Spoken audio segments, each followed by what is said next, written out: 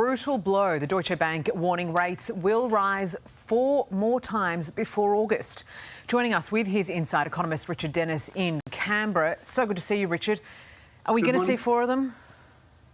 Yes, I think we are. I think we're going to see the Reserve Bank continue to boost interest rates in an attempt to lower inflation. The problem is the things that are really pushing inflation, like in the most recent data, it was very high airfares. Interest rates aren't really going to have a big impact on the cost of airfares. More competition, new entrants like Bonza will. So, yeah, I think we're stuck with higher interest rates, but I don't think it's going to be that effective and, unfortunately, going to cause a lot of pain for people with mortgages. Well, that's the problem. It's the homeowners out there that are really going to suffer, but also don't forget the renters, because they're going to have to pass the cost on to the people who are renting their homes. This is going to have a huge knock-on effect. Yes, look, unfortunately, we talk a lot about homeowners. Renters are typically doing it a lot tougher than homeowners in Australia, almost by definition. And again, that's why we need to be really careful about this. The inflation is above the Reserve Bank's target range. There's no doubt about that. But when it was below the Reserve Bank's target range, the Reserve Bank didn't panic. I think the predictions are right, but that doesn't mean I think the Reserve Bank's policy is right. Yeah, it's a bit of an aggressive policy they seem to be taking, and when it comes to these kinds of decisions, everyone looks to the government for a solution. But is there anything they can do or should do here?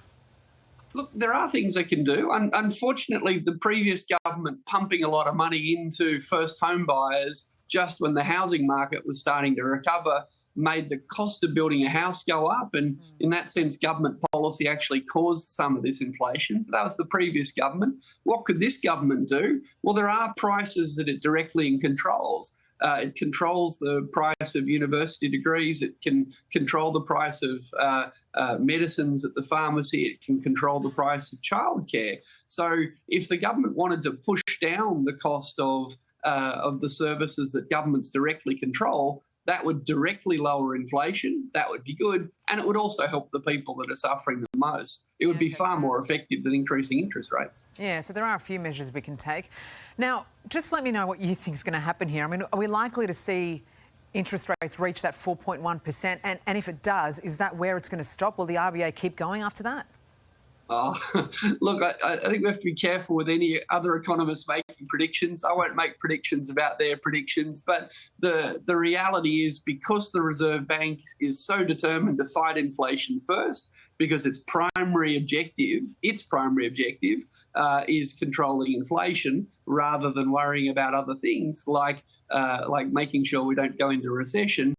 History says that more interest rate rises are highly likely, and yeah, given where we're at the moment, I think the kind of predictions we're seeing certainly aren't unlikely. That could be hundreds of dollars a month in extra mortgage payments for a lot of people.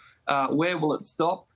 That's a prediction no one can make, but it's not going to stop yet. That's almost for sure. Probably one no one wants to make either. It doesn't look like much fun. Thanks, Richard.